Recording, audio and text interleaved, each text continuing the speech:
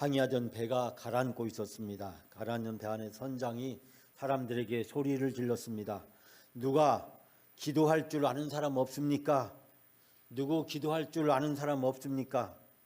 그때 교회를 대충 다니고 있었던 신자가 손을 들었습니다. 배가 가라앉으니까 그래도 기도는 해야겠다 싶었습니다. 선장님은 그 신자를 보고 이렇게 이야기했습니다. 좋습니다. 어서 기도해 주십시오. 신자는 잘 하지 못했지만 그러나 기도를 하나님께 드리기 시작했습니다. 이 신자가 한참 동안 기도하고 있는데 어디선가 선장의 말이 귀에 들려왔습니다. 자, 나머지 사람들은 구명조끼를 입으세요. 구명조끼 한 개가 모자랍니다. 여러분, 이걸 유머라고 해야 될지 아니라고 할지 모르겠는데 이 신자 졸지에 구명조끼가 없어서 자기만 물에 빠져 죽는가 싶은 생각이 들었다는 이야기입니다. 여러분, 이 배에서 진짜 살아남은 사람은 누구일까요? 구명조끼를 입고 배에서 탈출한 사람일까요? 아니면 배에 남아서 기도할 수밖에 없었던 신자일까요? 구명조끼일까요? 아니면 기도일까요? 저는 그 대답을 여러분에게 맡깁니다. 여러분 인생에서 이와 같은 상황에 직면했을 때 여러분의 선택은 무엇이어야 될까요? 여러분 구명조끼를 선택하시겠습니까? 아니면 여러분 기도를 선택하셨습니까? 우리가 살아가면서 피할 수 없는 이 상황에 직면할 때가 있다는 것입니다. 오늘의 본문에 보면 두 가지 선택의 길에 놓여 있었던 사람들의 이야기를 우리에게 소개하고 있습니다. 지금은 교회력을 따지면 주연절 4번째 주일입니다. 우린 주연절이 생소하고 낯설기도 합니다. 왜냐하면 우리는 주로 잘 알고 있는 것이 대강절 또는 대림절, 아니면 우리는 사순절만 잘 알고 있지 교회가 주연절을 잘 지키지 않았기 때문입니다. 그러나 주연절은 예수님이 탄생하고 나서 12일째 되는 날을 주연절이라고 합니다. 이날은 빛으로 예수 그리스도가 이 세상에 오셨다라는 뜻도 있고, 이 예수 그리스도가 탄생하신 지 12일째 되는 날, 그날이 무슨 날이냐면 동방박사가 베들레헴에 있는 예수님을 찾아가서 예물을 드린 날이기도 합니다. 그래서 12번째 날이다 라고 이야기하고, 동방에 있는 세 박사가 예물을 드렸다라고 해서 삼왕데이라고도 이야기를 하는데, 우리는 잘 모르지만 이 그리스, 터키, 그리고 러시아, 이 동구권에 있는 수많은 정교회들, 이 정교회들은 이 날을 성탄절로 지키기도 합니다. 이 주연절이 지나고 첫 번째 주일을 가리켜서 이 주연절 첫 번째 주일, 예수님이 세례받으신 수세 주일이라고도 이야기를 하는데, 오늘은 바로 그 주연절 4번째 주일입니다. 이 주연절은 7째 주일까지 가고 이제 2월 마지막째 주 예수님께서 이 세상에 오셔서 고난을 받으시는 사순절이 시작이 됩니다. 올해 사순절은 우리에게 어떤 일이 기다리고 있을까요? 우리가 기도하면서 기대할 수 있는 그런 영적으로 좋은 시간들이 우리에게 주어질 거라고 생각이 듭니다. 오늘의 본문의 말씀은 예수님의 취임 설교라고 불려지는 그 말씀 뒤에 뒷부분에 해당됩니다. 예수님께서 이 세상에 오셔서 종종 예수님은 회당에 가셨습니다. 이 나사렛도 예수님이 태어나시고 성장하신 곳이었기 때문에 예수님은 이 회당에 종종 가셨는데, 회당에 가서 성경 말씀을 읽으시고 그리고 그 말씀을 읽으신 다음에 앉았을 때 많은 사람들이 주목해서 보았다. 그리고 예수님은 이제 입을 열어서 말씀을 하기 시작했습니다. 예수님의 취임사, 이 취임 설교는 앞으로 예수님이 이 세상에서 무엇을 하실까를 보여주고 있는 그런 말씀입니다.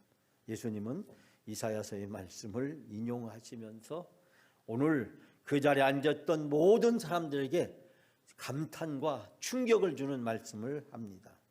그 말씀은 무엇입니까? 여러분, 우리가 오늘 읽은 말씀 21절, 22절 말씀 다시 한번 다 같이 함께 봉독할까요? 이에 예수께서 그들에게 말씀하시되 이 글이 오늘 너희 귀에 응하였느니라 하시니, 그들이 다 그를 증언하고 그 입으로 나오는 바 은혜로운 말을 놀랍게 여겨 이르되 이 사람이 요셉의 아들이 아니냐. 아멘.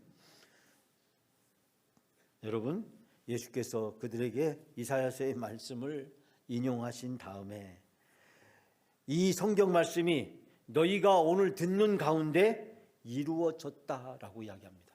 도대체 이 말씀은 무슨 말씀이었을까요? 유대인들이 그렇게 학수고대하고 기다렸던 메시아, 그분이 이 세상에 오셨고 그 메시아가 무엇을 하게 될 것인지를 선포하셨습니다. 즉 메시아를 통해서 천국 복음이 전파될 것과 그 천국 복음이 모든 사람을 구원하고 해방시켜 주신다는 놀라운 복음의 말씀이 예수님이 선포하셨는데, 예수님이 하셨던 말씀으로 놀란 것이 아니라 예수님이 그 말씀을 하고 나서 했던 이 말에 그 자리 회당에 있었던 사람들은 큰 감탄과 충격을 받게 되었습니다. 이 성경 말씀이 너희가 듣는 가운데 오늘 이루어졌다. 이사야서를 통해서 약속하신 메시아, 그분이 오시면 바로 이루어질 이 놀라운 천국 복음을 예수님은 선포하시고 이제 그것이 오늘 너희에게 이루어졌다라고 이야기합니다.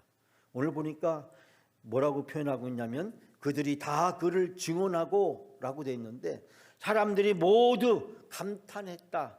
여기서 증언하다라고 하는 것은 칭찬하다, 감탄하다는 뜻을 포함하고 있습니다. 단순히 증거하는 것을 뛰어넘어서 예수님의 말씀에 칭찬하고 그 자리에 있는 사람들이 감탄을 하게 되었다는 것입니다. 지금까지 자기들이 알지 못했던 일, 놀라운 일들을 그들은 알게 된 것입니다. 즉 자기 앞에 있는 이분이 지금 하는 말씀이 뭐냐면 이제 내가 메시아고 내가 이 메시아로서 너희들에게 천국의 복음을, 하나님 나라를 선포하고 그 하나님 나라가 너희 앞에서 이제 이루어지기 시작했다라고 이야기를 하고 있습니다. 사랑하는 여러분, 나사렛 회당 앞에 예수님 앞에 선 사람은 누구가 될까요? 바로 우리 자신이어야 됩니다. 즉 예수 그리스도를 만나고 그 예수 그리스도의 말씀을 듣고 그 예수 그리스도의 말씀을 통해서 하나님 나라와 천국 복음을 알게 된 우리들은 감탄과 그리고 찬사를 우리는 보내야 됩니다. 그 예수 그리스도의 통해서 우리에게 주어진 천국 복음을 통해서 우리는 우리가 누군지를 알게 되었고 우리가 구원받게 되었고 하나님 나라에서 하나님 자녀로 살아갈 수 있는 놀라운 은혜와 축복을 받았기 때문입니다. 사랑하는 여러분, 죄 가운데 있었던 우리가 이 예수 그리스도와의 만남을 통해서 우리는 하나님의 자녀가 되는 놀라운 은혜와 축복을 받았습니다. 사랑하는 여러분, 그렇기 때문에 오늘 이 말씀이 우리 앞에서 이루어졌습니다. 여러분이 지금 이 자리에 와 있는 그 자체가 바로 예수 그리스도를 통해서 하나님의 천국 복음이 여러분 앞에 이루어졌음을 증거해 주는 확실한 증언인 줄 믿습니다.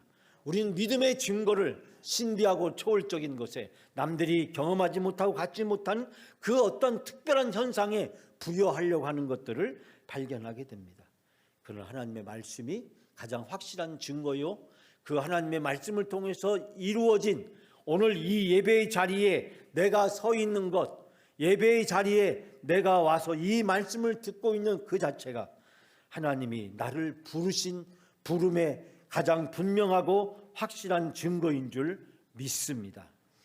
오늘 이 말씀을 통해서 우리 모두가 다 천국 복음 앞에 서 있는, 예수 그리스도 앞에 서 있는 우리 자신을 다시 발견하면서 하나님 앞에 감사와 감탄을 돌려드리는 여러분의 귀한 삶이 되시기를 주님의 이름으로 축원합니다. 두 번째는 오늘 28절에서 30절 말씀입니다. 예수님 앞에 이 말씀을 듣고 나서 감탄과 증언을 했던 사람들과 달리 또 다른 사람들의 모습을 우리는 여기서 발견하게 됩니다. 28절에서 30절 말씀, 마지막 부분에 있는 말씀 우리 다 같이 함께 봉독합니다. 회당에 있는 자들이 이것을 듣고 다 크게 화가 나서 일어나 동네 밖으로 쫓아내어 그 동네가 건설된 산 낭떠러지까지 끌고 가서 밀쳐 떨어뜨리고자 하되 예수께서 그들 가운데 지나서 가시니라. 아멘. 여러분, 무슨 일이 있었습니까? 예수께서 복음을 전하시고 나서 예수님께서는 그 말씀을 가지고 설교를 하셨습니다.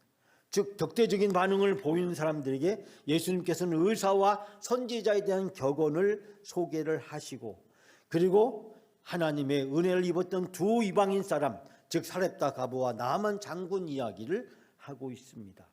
그러자 그 이야기를 들었던 그 자리에 있었던 유대인들의 반응을 바로 오늘 주신 말씀 28절에서 30절 사이에 소개하고 있습니다.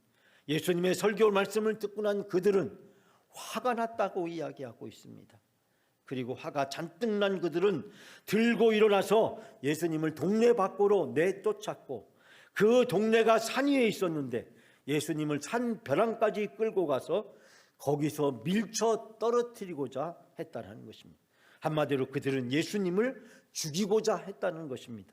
그러나 예수님은 그들 가운데 당당히 지나서 떠나가셨다라는 것을 이야기하고 있습니다. 호의적인 태도를 보였던 이들이 갑자기 어느 사이에 폭도로 바뀌었습니다. 그런 예수님이 읽었던 이사야서의 말씀을 듣고 감탄을 빠졌지만, 그러나 예수님의 설교 말씀을 듣고 분노에 사로잡히고 말았습니다. 분노에 사로잡혔던 그 이유는 무엇이었습니까?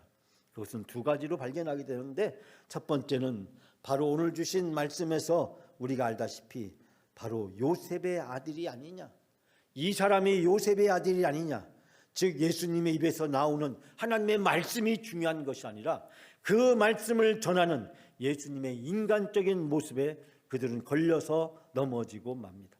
또한 예수님이 전해줬던 그 설교 말씀에 걸려서 넘어지고 맙니다. 예수님의 설교 말씀은 무엇이었습니까? 한마디로 구원은 유대인에게만 나는 것이 아니라 모든 이방인도 구원받을 수 있다. 구원에는, 하나님의 복음에는 차별이 없다. 하나님은 모든 사람을 사랑하시며 모든 사람을 구원하기를 원하신다. 그 증거로 사렙다 가보와 나만 장군 이야기를 합니다.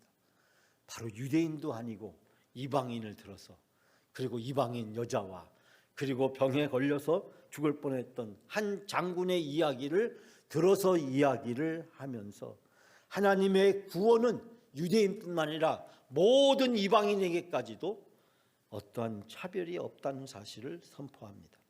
복음은 지역이나 이념이나 성별이나 종교나 모든 것을 뛰어넘어서 하나님의 사랑이 얼마나 크고 놀라운 것인가를 우리에게 선포해 주고 있습니다. 바로 이 자리에 있었던, 이 회당에 있었던 이들은 얼마나 축복받은 자들입니까? 예수님을, 메시아를 지금 눈앞에서 보게 되었습니다. 그 예수님을 통해서 천국 복음의 말씀을 듣게 되었습니다. 그 말씀을 들었을 때 그들은 아멘하고 응답해야 됨에도 불구하고 그들은 인간적인, 그리고 자기의 잘못된 편견에 사로잡혀서 예수님 앞에서 화를 내고 분노하고 그 예수 그리스도를 낭떠러지 밑으로 떨어뜨려 죽이려고 하는 그런 악한 일을 범하게 되는 것을 보게 됩니다. 그런 일이 있음에도 불구하고 예수님은 흔들리지 아니하시고 자기의 길을 가셨다라고 하는 사실을 발견하게 됩니다. 사랑하는 여러분, 윌리엄 화이팅 보데이라는 사람이 있었습니다. 이 사람 미국의 대부호의 3남 1녀 중에 셋째 아들로 태어났습니다. 그는 어머니의 인도로 고등학교 때 예수님을 주로 영접했습니다. 고등학교를 졸업한 후에 세계 여행을 하게 되었는데, 여행 중에 예수를 모르고 살아가는 사람들의 비참한 삶의 실상을 목격하면서 자기 인생의 목표를 세계 선교에 헌신할 것을 결심했습니다. 그는 여행에서 돌아온 다음에 대학을 진학했고, 그리고 신학대학원을 졸업했습니다. 그리고 중국 북부에 있는 무슬림 지역의 선교를 위해서 이집트 카이로에서 무슬림 선교를 위한 아랍어를 공부하게 되었습니다. 그가 공부를 한 지 얼마 되지 않아서 그는 척추 내막염에 걸리게 되었습니다. 이집트 그 먼 곳에 가서 공부하다 보니 아마 모기에 물렸는지 척추 내막염에 걸려서 25세라고 하는 젊은 나이에 이국 땅 이집트에서 그만 목숨을 잃고 말았습니다. 선교지에는 한 발도 발을 내디디지 못하고 25세에 죽었습니다. 그가 죽은 후에 그의 유일한 유품 중에 하나였던 성경책이 그의 어머니에게 전달되었습니다. 그 성경책 안에 짧은 메모지가 한 장이 기록되어 있었습니다. 그 메모지는 영어 2단어였는데 그 2단어의 내용은 남김없이라고 하는 단어였습니다. 그런데 그 메모를 기록한 그 날짜를 보니까 그 날짜는 자기에게 아버지가 상속해 준 모든 재산을 선교단체에 기부한 바로 그날이었다고 합니다. 여러분, 선교단체에 아버지가 자기에게 주었던 그 모든 재산을 기부한 날, 그는 남김없이 내가 하나님께 모든 것을 다 드렸다. 그런데 그의 성경책에 또 다른 메모가 한 장이 발견되는데 그 메모에는 뭐라고 또 기록되어 있냐면 후퇴 없이 역시 짧은 영어 2단어 후퇴 없이가 기록되어 있습니다. 그런데 그 날짜도 역시 살펴보니까 아버지에게 편지를 보냈는데 그 편지의 내용이 아버지, 이제 내가 다시는 아버지 회사에서 일할 수 없습니다. 내가 아버지 회사에 일할 수 없습니다. 내가 이제 선교를 위해서 나의 인생의 모든 것을 다 바쳤고 헌신하기로 작정했기 때문에 나는 이제 되돌아갈 수가 없습니다. 후퇴할 수가 없습니다. 그래서 후퇴 없이라고 기록했답니다. 그가 이집트에서 죽기 마지막 전에 그의 성경책 안에 또 다른 한 영어의 짧은 2단어를 기록했는데 그 단어의 내용은 후회 없이라고 하는 단어였다고 합니다. 즉 척추수막염에 걸려서 죽어가는 그 마지막 순간에 그는 자기의 인생을 돌이켜보면서 이 짧은 25년의 인생을 살았지만 후회할 것이 없다라는 것을 그는 생각하면서 이 성경책 안에 후회 없이라고 하는 말을 기록했다고 합니다. 대부호의 자제로서 남부럽지 않게 편안한 삶을 살 수 있었을 것입니다. 자기의 재산을 얼마든지 선교사들을 후원하고 지원하는 역할로 자기의 책임을 다할 수 있었습니다. 그러나 보대는 자신에게 주어진 모든 기회와 권리와 소유를 철저하게 버리고 십자가를 지고 예수님을 따라갔습니다. 자신이 남긴 말처럼 그는 남김없이 후퇴 없이 후회 없이 하나님께서 주신 짧은 인생을 온전히 하나님만을 위해서 사용한 진정한 그리스도인이 되었습니다. 랜디 알콘이라는 사람은 이 짧은 인생을 살아갔던 바로 이 보덴을 이렇게 한마디로 표현했습니다. 그리스도에 대한 믿음을 떠나서 보덴의 삶을 설명할 수 있는 길이 없습니다. 그리스도에 대한 믿음을 떠나서는 그의 삶을 설명할 수 있는 길이 없습니다. 여러분, 이집트 박물관에 가면 투탕카멘이라고 하는 이집트 제18조 왕조의 파라오의 유물을 발견하게 됩니다. 이 투탕카멘은 10살의 어린 나이에 이집트의 왕인 파라오의 자리에 올랐습니다.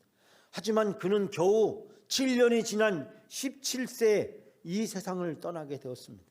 그가 죽었을 때 사후에 그의 미래를 믿었던 당시의 사람들은 황금마차와 금으로 된 수많은 유물과 함께 그를 매장했습니다.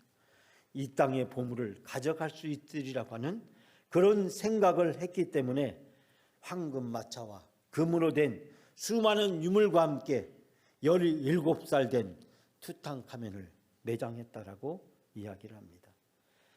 수천 년이 지났음에도 불구하고 수많은 사람들은 그 투탕카멘의 무덤에서 발견된 빛나고 화려한 유물을 보면서 감탄을 보냅니다. 그러나 여러분, 이 두 사람 중에 진정으로 인생에 성공한 사람은 누구일까요? 인생을 가치 있고 보람 있게 산 사람은 누구일까요? 이 세상을 떠났지만, 그러나 젊은 나이에 이 세상을 떠났지만, 그러나 이 두 사람이 주고 있는 참된 인생의 교훈은 무엇일까요? 여러분, 오늘 주신 말씀에서 우리는 많은 것들을 생각하게 됩니다. 예수님의 말씀을 듣고 감탄했던 사람과 예수님의 말씀을 듣고 분노했던 두 종류의 사람을 접하면서 우리는 어떠한 사람일까? 복음을 접했을 때 하나님의 말씀을 통해서 나는 어떠한 사람일까? 믿음을 가지면 신자가 됩니다. 교회에 다니면 교인이 됩니다. 그러나 교회 생활을 통해서 거룩하고 구별된 삶을 살면 성도가 됩니다. 사랑하는 여러분, 누구나 다 믿음을 가지면 신자가 될 수 있고 이 세상에는 신자가 많습니다. 또 누구나 교회에 나오면 교인이 될 수 있습니다. 교인도 많습니다. 그러나 누구나 다 성도가 되지는 못합니다. 그래서 신자도 많고 교인도 많지만 성도는 많지 않다라는 말이 있습니다. 여러분, 무엇을 이야기할까요? 우리는 이 말씀을 통해서 성도가 되는 것은 바로 예수 그리스도의 삶에, 예수 그리스도의 고난에, 이 복음의 인생의 여정에 참여하게 되는 것입니다. 즉 예수님의 고난에 동참하게 될 때 그때서 그 사람은 성도의 삶을 살아가게 되는 것입니다. 2023년 새해를 시작하면서 나는 신자인가? 나는 교인인가? 신자와 교인을 뛰어넘어서 성도의 삶을 살아가고 있는가? 내 앞에서 오늘도 선포되고 있는 말씀을 들으면서 나는 그 말씀에 감탄하는 사람인가? 그리고 그 말씀을 증언하기 위해서 어떠한 대가라도 기꺼이 지불할 수 있는 그런 성화의 삶을, 그런 성도의 삶을 살아갈 것인가? 사랑하는 여러분, 오늘 주신 말씀에서 우리는 많은 것들을 생각하게 됩니다. 25세에 척추 내막염에 걸려서 세상을 떠났던 보덴의 삶을 선택할 것인가? 아니면 이집트 왕인 투탕카멘의 삶을 선택할 것인가? 보덴의 삶은 많은 사람들에게, 많은 선교를 지망하는 사람들에게 큰 감동과 도전을 주고 있습니다. 이집트에 있는 그의 묘비에는 다음과 같은 문장이 쓰여져 있답니다.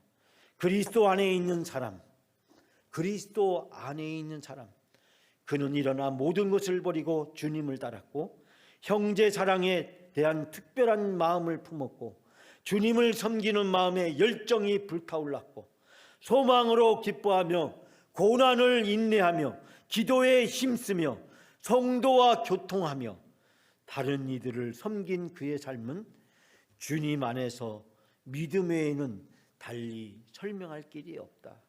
저는 이 말씀을 읽으면서 모든 것을 버리고 주님을 따랐다. 소망으로 기뻐하고 고난을 인내하고 기도에 힘쓰며 다른 사람들을 섬기는 믿음의 삶을 살았다. 이것이 곧 성도의 삶인 줄 믿습니다. 2023년 우리 영광교회 여러분들은 신자를 넘어서서 교인을 넘어서서 성도로 살아가는 여러분의 삶이 되시기를 바랍니다.